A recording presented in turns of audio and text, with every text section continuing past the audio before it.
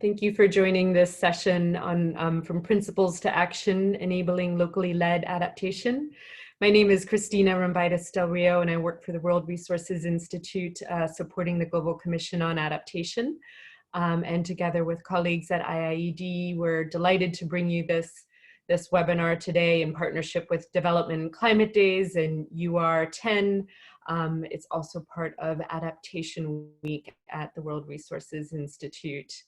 We're going to get started in just a minute, but I think as we have entered this virtual world, I know that I find myself missing real human contact and missing getting to meet people at conferences. So I'm going to ask that everyone just pop your name into the chat box, say hello in your native tongue, tell us who you are, where you are. Just take the opportunity to introduce yourself in the chat box, and you know, who knows, you might meet a long lost contact or someone who's doing some interesting work that you might want to connect with, and certainly feel free to do so over the private messaging function. So thanks Aditya for joining. Please do take a moment to say hello, and it'll be great to get to know you a little bit over the course of this webinar. Thank you, Merrick, for joining from London. Great. So we're just going to give a few more minutes for people to join. I myself am joining from the UK, from lovely Dorset, and you'll see it grow dark over the course of this next hour, probably, or darker. Thank you for joining, Rafael from Brazil. Sophie, we'll hear from a little bit later. Hi, Victor from Nairobi. Great that you can join. Hey, Andrew, great that you can join from New York. And Hillary from Washington, DC, thanks for making the time for this event. Thank you, Ellen, as well. So as I mentioned, today we're going to be talking about from principles to action and how we enable and strengthen locally led adaptation action. Next slide. And this is part of a number of different events happening this week. It's a very busy week.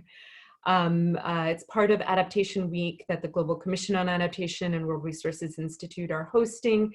And today, in fact, is Locally Led Adaptation Day. So we're very delighted to have this webinar to talk about locally led adaptation. Next slide. Thank you. Just a little bit of housekeeping before we jump in. I'm sure many of you are familiar with Zoom. I should let you know that we are recording this session. So if you have an issue with that, please let us know. Probably the best thing to do would be to leave the session if that is problematic for you. We're going to ask everyone to stay on mute unless you are asked to ask a question. Feel free to put questions in the chat box, and also for bandwidth issues, it's best if you close things like Skype and other windows that might have pop-up notifications. Next slide. Great. So the rationale for this conversation today is really the issue of getting money where it matters most. And there was some fantastic research done by colleagues who we'll be hearing from today in 2017, really looking at where climate funding is going, where, and more to the point, where it's not going, and found that $1 out of $10 committed from various climate funds were actually targeted for local level action. And particularly for adaptation, where we know the local context matters so much, this is really a problematic finding. Next slide. Several different initiatives have kind of responded to this evidence and really called for reforms of the climate finance system, of the climate finance architecture, to get money where it matters most, to get money to frontline communities and increasingly to empower those communities to make decisions over their resilience and their futures. I particularly want to recognize the LDC Vision 2050, which very, very boldly articulates a target of 70% of funding being channeled on the part of the LDC countries. They commit to channeling 70% of funding to supporting local level adaptation efforts.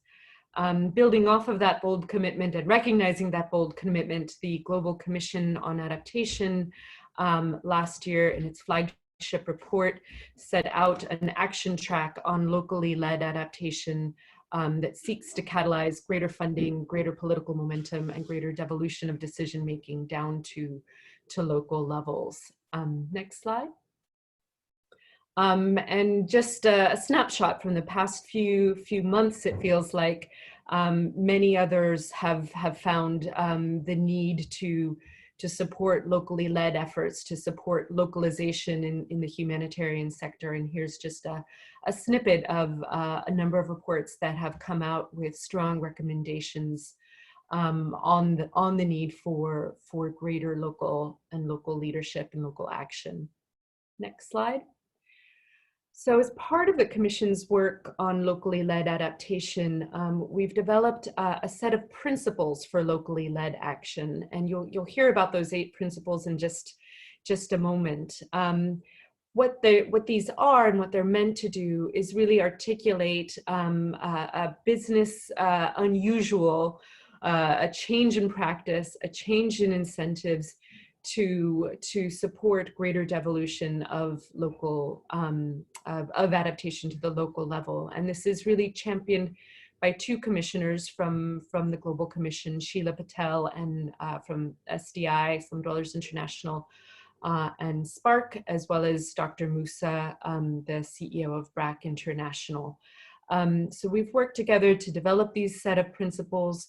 We're now calling for endorsement and asking organizations to step up and say, yes, we agree to these, we support these, and this is how we're going to support greater locally led adaptation. This is how we're going to implement and deliver on these principles and put more agency into the hands of local people. And I should say this really builds on really over a decade's worth of research and foundational work, and a number of consultations that are listed here over the past year under the aegis of the locally led action track. Next slide. So our first political moment will be the upcoming Climate Adaptation Summit, which is January 25th and 26th, hosted by the government of the Netherlands. At this summit, we are asking organizations to commit to the principles and tell us how they will support them, how they will commit to doing business unusual, and recognizing that no one is perfect. No one is going to be perfect right off the bat, and that this is really a learning journey. We're asking organizations to commit to being part of a community of practice and learning on this issue, to really collaboratively and collectively support each other in learning what works, what doesn't, how to tackle some of the barriers and challenges that and real constraints that are preventing greater locally led adaptation action. So we're asking institutions to commit to the principles, to tell us what they're going to do, and to commit to being part of a learning community of practice and attend various fora that will be hosted to support that learning and create moments for reflection. Next slide. And here to tell us more about the principles themselves and the importance of locally led action and what we mean by locally led action is Claire Shakya from IIED. Claire, over to you. Thanks, Christina. So I'm going to go quite fast because there's a lot here, but we've got lots of briefings around this area of work, all under the rubric calling for business unusual. So what is locally led action? Basically, we're trying to move from saying the local people are the people that benefit from a great idea that we came up with as the clever people sitting in the center of organizations, but rather think about how to enable communities, people who have their own ideas of what will make the biggest difference, and come up with all sorts of ingenious ideas that we would never have come up with. And just a huge scale, a variety of different contexts mean that very different ideas work in different places.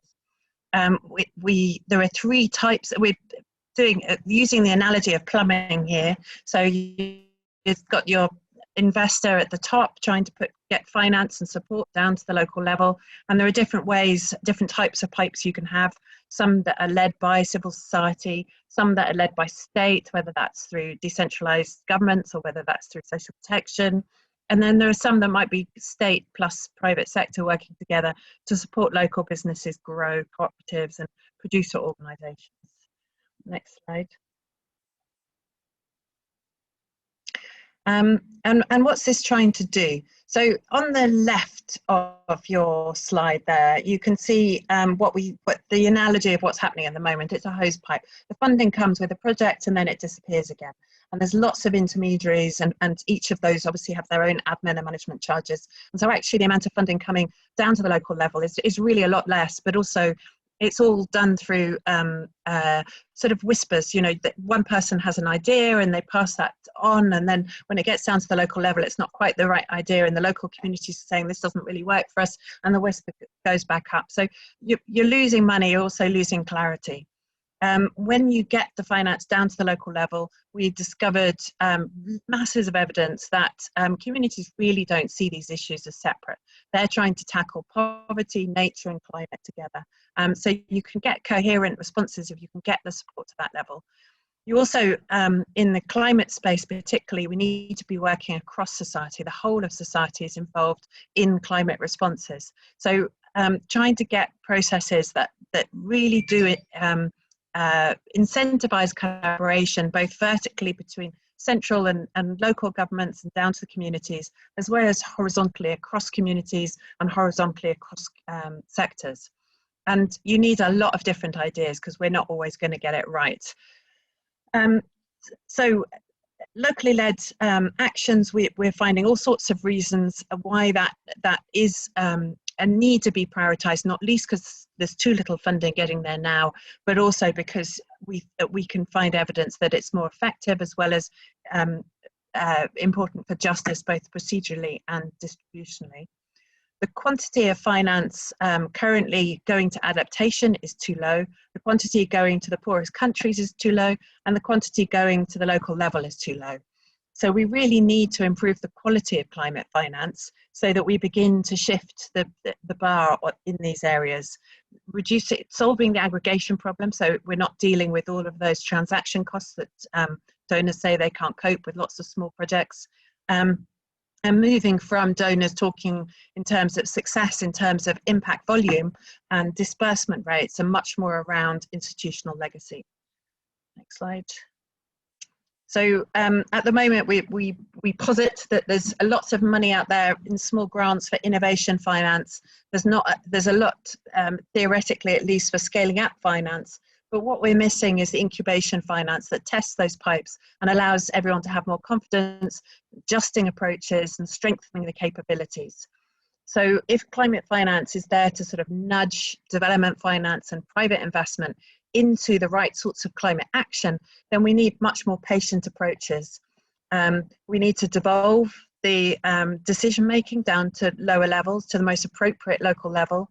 The finance to do that sort of incubation process, that pump priming process, needs to be more patient and much more predictable. Over 5 years, we had a lot of communities and intermediaries and NGOs talking about, 7 years plus make a big difference. And we also need to use approaches that is more about empowerment pathways, where part of what we're understanding to be success is that the pipes are tested and their institutional capabilities are built, and so the focus is on capacity building.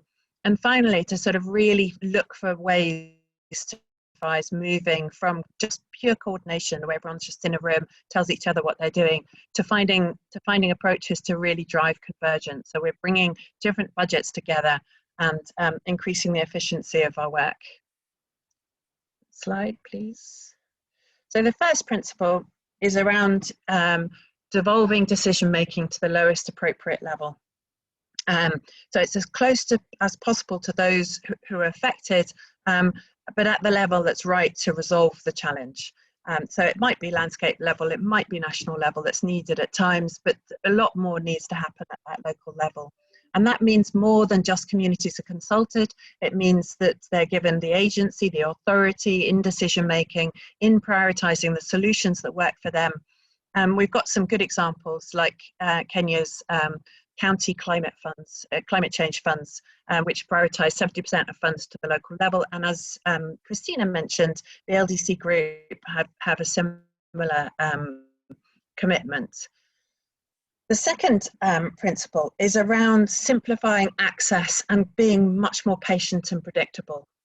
So getting funding down to the local level does require ensuring that local actors can understand how to apply funding. And again, I mentioned before that sufficient timescales, over 7 years. And we know that, you know, the big story around this is the Green Climate Fund's Enhanced Direct Access that is seeking to get funding down to the local level, allowing national governments to really build their own systems. But it is not sufficiently patient, it's not sufficiently predictable, and there's a real bar in terms of getting accredited in the first place. You need the track record. Next slide, please. So that is why we need the third principle, which is around investing in the institutional legacy, building the capabilities so that local institutions as well as national institutions are agile and able to respond to changing circumstances and able to provide finance flexibly behind local women and men's priorities.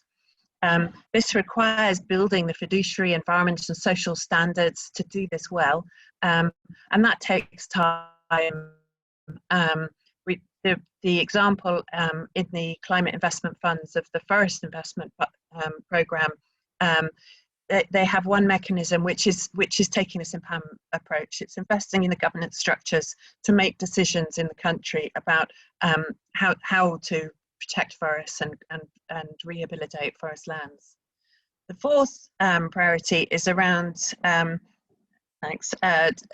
addressing structural inequalities, making investing in the leadership skills to rebalance, to correct the participation inequalities that exist, as a particular focus on women, on youth, on disabled groups, those the ethnic groups that don't get to promote their voice. And that's about development deficit, but it's also a really important part of climate responses, that they are socially just. Next slide, please.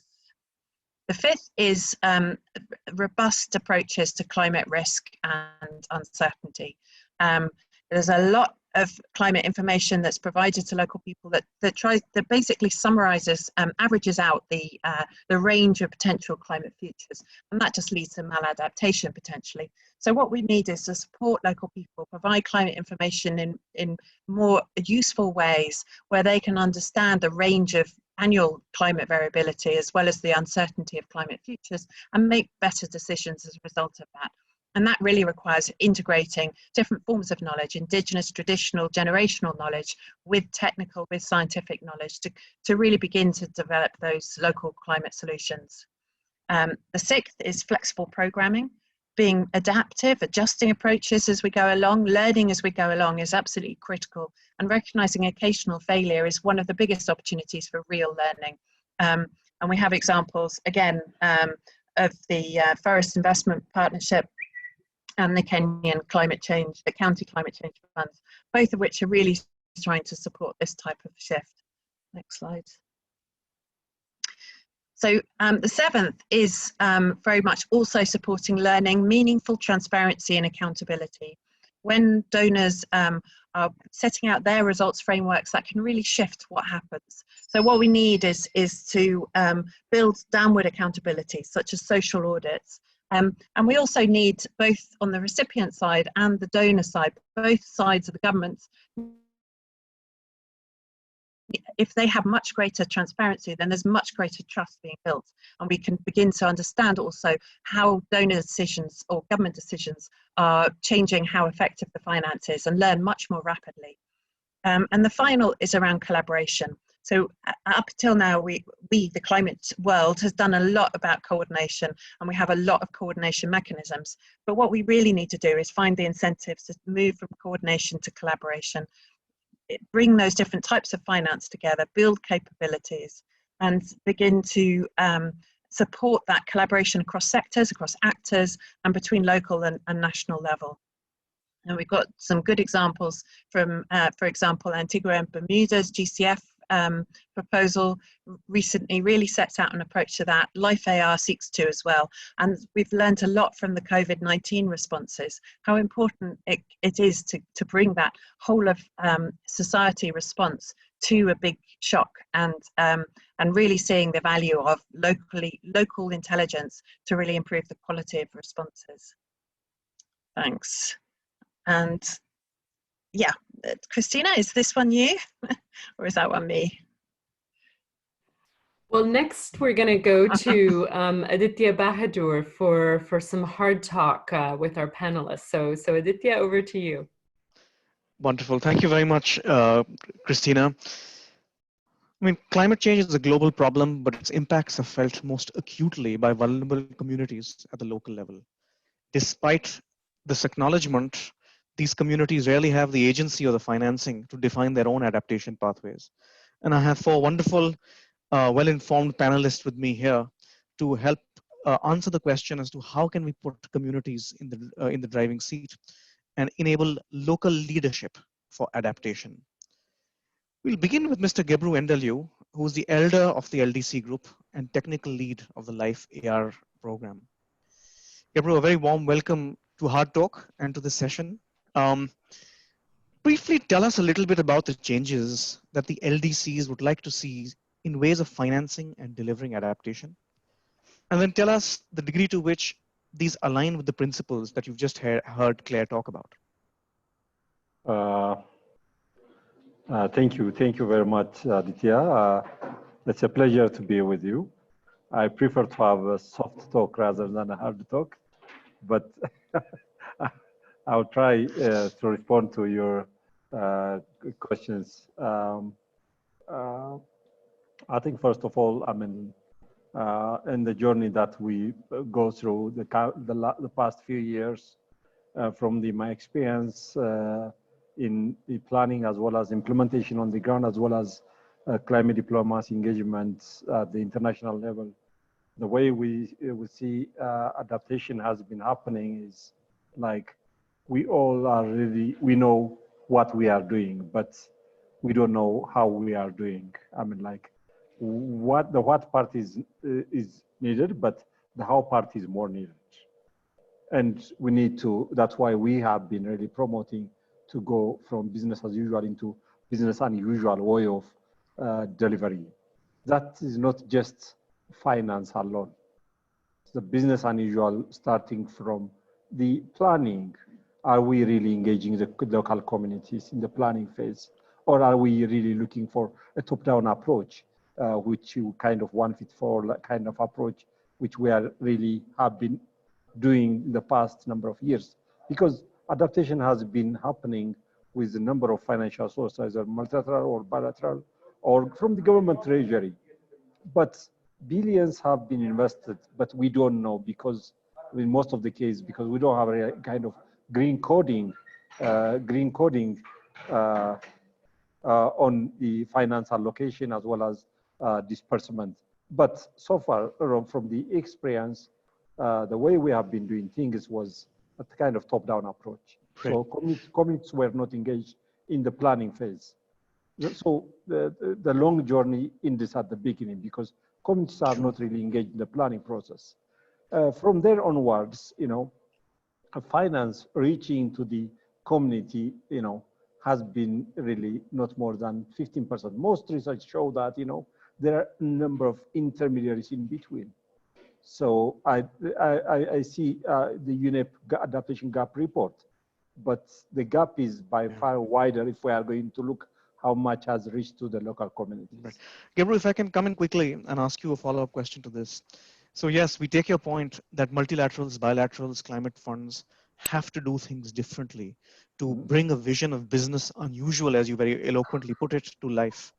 Yeah. But as the representative of LDC countries, tell us about what LDCs are willing to commit to. Surely you're not only asking international actors to change without committing to changing yourselves. Yeah, I mean, like if you look at the life here principles, our key asks and offers, because it's a global effort which requires global solution, and in this case, everyone has a stake and role to play. So LDCs, we move from victims narrative into a proactive leadership role in negotiation as well as implementation. So if you look at the life here key principles we offered, then we have our key asks, because climate doesn't have boundary. Whatever we do with our limited capacity, still more work needs to be done by the other side of the world as well. It's not only finance. We need to go to the net zero vision. Everyone, it should not be only LDCs. We set that vision. And if you look at the number of LDC countries, they are becoming more ambitious. They are committed. They are putting finance from their treasury as well. So, but still more collaboration, more support is needed. We need finance in terms of quantity as well as quality. Great, great. Thank you, Gabriel. I'll come back to you, but I'll turn to our next panelist here. Huan Chang, your Principal Forest and Land Use Specialist with the Green Climate Fund. A very warm welcome to the session. Thank you for joining us. You just heard Gabriel say that around 15% of financing reaches the local level. Our own research shows that it's even less, it's 10%. You also heard him say that LDCs have committed vocally to making progress on climate compatible development, on achieving a vision of a resilient society. Tell us, why is so little funding going from international climate funds and the GCF to the local level? Yeah, many thanks, Adi. Yeah, many thanks for inviting the GCF. And just to make sure that I am here representing the GCF Secretariat, but there is a whole team in charge of developing these mechanisms to allow the implementation of the enhanced direct access that was mentioned by Claire before. I can talk a bit more on that. Now, why is taking so long? There are many transactions that need to take place, not only by providing the finance, but also inside the countries themselves. At the GCF, one of the main core principles that drive the investments is the principle of country ownership. And country ownership means a country as a whole organizing itself, not only the government, but also the other stakeholders, and identify, before asking for the funds, identify what are their priorities and how they engage a different level of stakeholders. And that process in most of the countries is not happening. It's very hard to see that materializing. And once that is done, or at least the theory was that the countries do that first, and then they approach the funds to fulfill their needs. But there are two big bottlenecks there. One is at the country level, the level of organization, but also from the GCF side, removing the funds from the one account in the GCF to the implementation. As Claire was mentioning in her presentation, there are so many transactions at the moment that need to take place until that happens. So we need to evolve in trying to identify how to move away from these bottlenecks. One thing that is also challenging is from the magnitude of funds that GCF provides, is the absorption capacity as well of agencies implementing the projects is also quite limited so far in what we have experienced at the moment. Sure, Juan. So I agree that you're saying country readiness is one thing, but to what extent is there a recognition within the fund that highly complex and bureaucratic processes that accessing money from the GCF entails is a key barrier to local vulnerable communities really accessing the finance that they need to define their own adaptation pathways?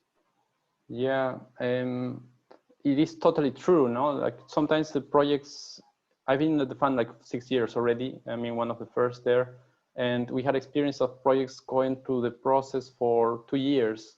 And when you're discussing adaptation projects, after 2 years, the situation have changed also. So you start with the design of a project that, let's say, it went all the consultations, and after 2 years, you start to implement, but the situation is different. And you need to restart again sometimes, and it continues delaying the implementation over and over.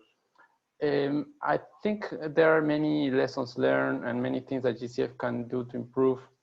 There are like this enhanced direct access was one of the early ideas. It was approved in as early as 2016, I believe, and we only had 2 proposals since 2016. Tell us in a line what enhanced direct access is for yeah, those here sorry. not familiar with Sorry, I skipped that. Thanks for reminding me.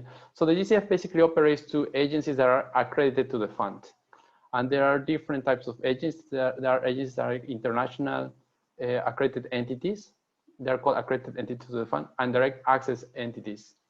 So the international accredited entities are institutions like the World Bank or all the multilaterals, UN agencies that have been operating at the global scale, while direct access entities are agencies that are nationally led or a country design organizations, which could be a trust fund in a country, could be even some ministries of finance are considered as direct access entities, depending on the countries nominate themselves their own agencies.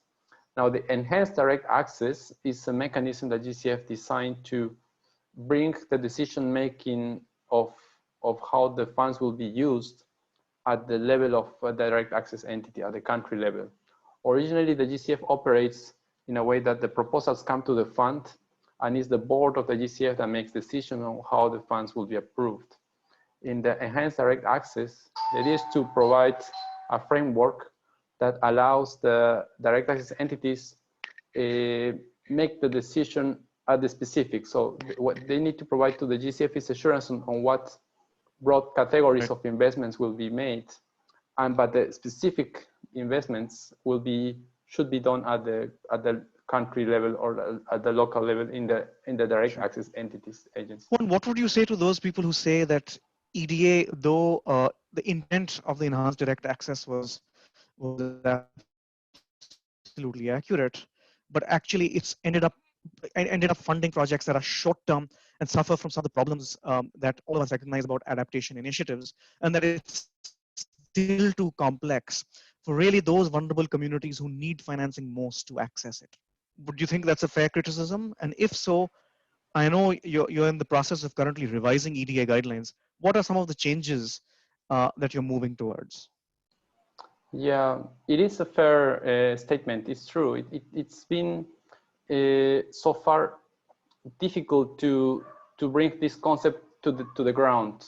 As I said, this is a mechanism that was approved almost 4 years ago. We only had 2 proposals, and I think we should improve in communicating how this operates, because even internally we didn't have a guidance, and that's a change. Internally, we had the approval by the board saying how this could be implemented, but we didn't provide any guidance of the design, on the preparation, and now that's being prepared in this guidance document. We also want to, well, there are some ideas going on. Of course, we need to wait for the board to approve the final implementation of a new enhanced direct access modality or improved. But the overall concept is that the GCF, the Secretariat, should get closer to the direct access entities to allow them to design these proposals. Well, thank you so much. I'll come back to you in a minute, but I'd like to move to our next panelist, Mithika Mwenda, who's the Executive Director of the Pan-African Climate Justice Alliance. Mithika, a very warm welcome. Thank you for joining us today.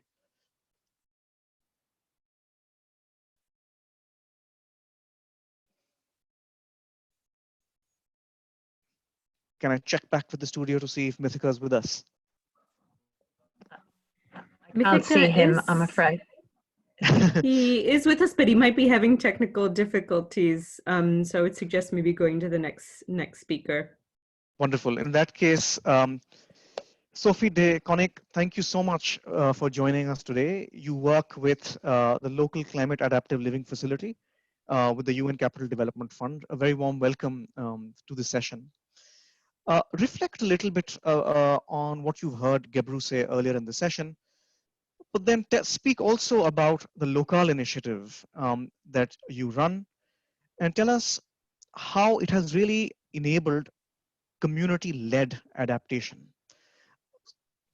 Over to you. Thank you, Aditya. Thank you for the invitation for today.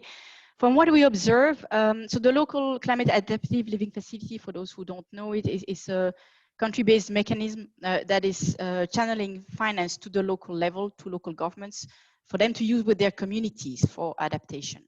So what we have observed is that local governments offer a very good entry point to actually work with communities. We observe that they work well together, and that when it comes to integrating climate change adaptation into the medium-term plans or into the annual programs where they will select specific investment, the communities are part and parcel of that. In fact, it actually goes to the implementation. The communities also implement some of the investment that they have co-selected or oversee them when it comes to managing them down the line. So one example could be drawn from Niger, where we were talking earlier, Claire, about nature-based solutions, poverty, climate change, where communities have decided to work on sustainable land management with the grants that their communes had gotten. And so to do that, they use community contracting. So the communities were actually being paid to do the work. And at the end, it is leading to actions that are both positive in terms of poverty reduction, adaptation, and also environment. So that's what we observe. That model of community contracting was also working in Nepal, and now we're actually making it part and parcel of the mechanism in some countries like Gambia and Mali. Sophie, thank you so much for that. What would you say to the criticism that mechanisms as local, while of course the intent of empowering the local institutions and actors is laudable, what ends up happening is that you engage primarily with the upper levels of local government, and while communities are used in the implementation phase, they really don't have the agency to determine the design and selection of what is absolutely appropriate. Can you really defend local and explain how local communities have had the agency in really designing adaptation investments as opposed to just implementing them through community contracting and other such arrangements? Right. So the communities are actually, what we also do is participatory planning. We also work, each country has its own way of, at times, assessing the climate risks and the vulnerabilities. So we align with what is the practice in the countries. We also try to bring more climate information at times, but definitely at the time of trying to understand the risk, the communities are part of that. When it comes to decision making and the choice of the investment, they are part of that. And actually the local governments are assessed every year according to that criteria and many others, because the grants that the local governments will get are performance-based grants. And amongst other criteria, participation is always checked. So it means that the local governments that perform better on that front will also get higher grants. And there is this mutual accountability that also we observe running the mechanism like that. So it's not about community contracting, it's just a plus that actually they can also benefit from the grants themselves as individuals and communities. But really the core is that they can be part of both the medium-term planning and the annual selection of investment for their communities. Yeah, thank you. Can you also explain to us the degree to which local is different from usual adaptation projects, in that does it really build sustainable local institutions that will outlast direct involvement of an international organization or an intermediary organization? Yeah, thank you. One element I would like to clarify is that first, we don't build new institutions. So we don't create new institutions. We aligned and we work with to strengthen local institutions and systems that are in place. So that's one important element of durability. Now, when we work with the currently up to 300 local governments and their communities, it's largely learning by doing. So they will get the grants at the same time as capacity building, and the results of the assessment I mentioned earlier will actually inform the size of the grants, but also the capacity building. Again, I mentioned Niger earlier on. The two earlier communes, we observe that the scores of their performance from year to year is actually increasing since the early pilot, and now the country is gradually going to scale. So that is for local level, but then we also make this link with national institutions, helping them with the accreditation. You mentioned enhanced direct access. So for example, by the time Bhutan was covering half of the country with the mechanism, the Bhutan Trust Fund for Environment Conservation got accredited to GCF. And now they are equipped with the mechanism and a direct access to actually continue on their own. So that is the maturity model that we use for strengthening institutions. Sophie, thank you so much. I'll come back to you. Thank you. I'd like to bring in Mithika, who has overcome the technological problems you were facing. Mithika, are you with us now? A very warm welcome. Yes, thank you. Thank you very Wonderful. much. Thank you for joining us. You're the executive director of the Pan-African Climate Justice Alliance. Are you satisfied with what you've heard today from the GCF and from the UNCDF? Yeah, thank you very much. I think the conversation is very, very good, and the issue of adaptation is a topmost priority in Africa, as my friend from LDC was underscoring. Africa, if you look at the African position and the individual African positions to the UNFCCC, it's all about adaptation, because that is what is the key for the African countries. And so the highlights of this then is how is it going to fit into the real life situation in Africa. I have been participating in this in the development of the locally led climate action principles. And one of the key issues we have, and why we are so much interested in it, is that this is going now to trigger the bottom-up rather than top-down approaches which we are used to. We have got so many documents and so many policies, but if they are not driven by the people at the front line of climate crisis, the smallholder farmers, pastoralists at very local levels, fisher folk, and women and youth, then it is going to be just the business as usual kind of thing. And so for us, these principles are a priority. The country which I'm actually where we are located is now piloting under the World Bank project, the locally led climate action project, which is going really, we are very keenly following it, because this is what we have been calling for a very long time, that we need actually to reach the people who are supposed to be reached by this funding, which never reaches because it just ends at capitals of countries, and that's all. Right. Mithika, I think your message to the international community and climate funds is absolutely clear. But can I ask you that as a network of almost 1,000 organizations working on these issues, what commitment are you willing to give to bring these principles to life? Very fine. We, as an organization, we belong to so many coalitions. We work with all stakeholders at the multi-stakeholder levels in Africa. We work with the African Union. Just a month ago, we were discussing the African regional strategy on climate change, which is going to be applied to all African countries. We are part of the Clean Dev Africa program, the flagship program for the African countries, driven by the UN Economic Commission for Africa, whose mandate is to advise countries on their economic development. And many others at country level. We have platforms at almost all African countries, which are framed actually bringing the stakeholders at very local level. And so our commitment to this, to advancement of these principles is that we are going to make it a priority in the discussions, in conversations, in all conversations we have starting next year in the African Union Summit, which actually we normally have a signed event, and we have held it in many times with the WRI.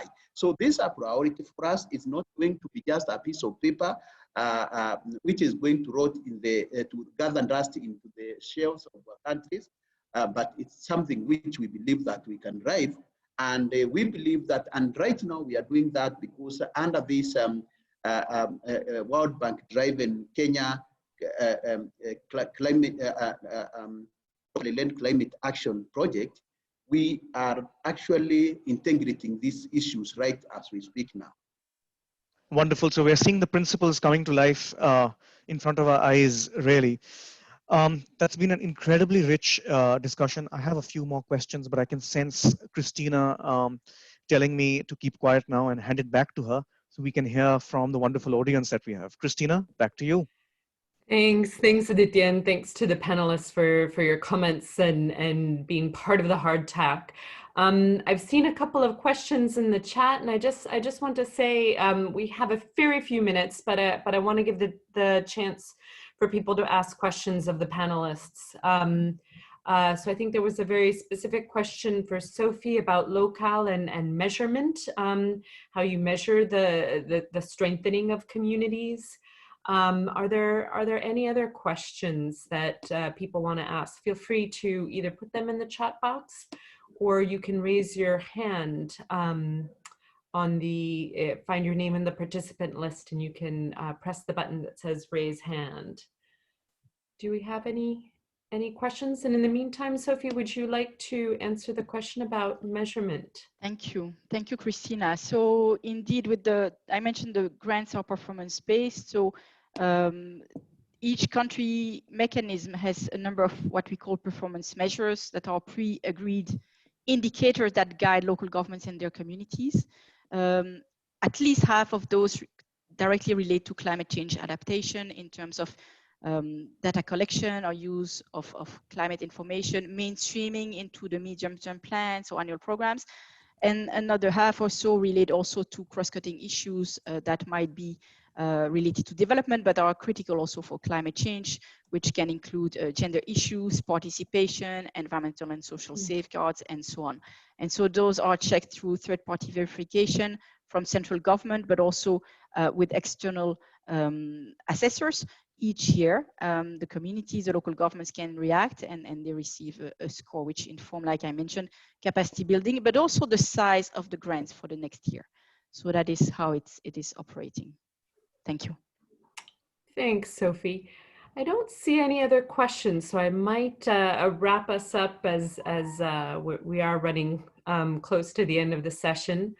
I do want to thank the panelists for joining, Gebru, Mithika, Juan, and Sophie. We're really glad to have you as a part of this, to give us perspective from on the ground as an implementer, to give us an African perspective, to give us a funder perspective, as well as a government perspective to really round this out. So I appreciate you taking the time for this.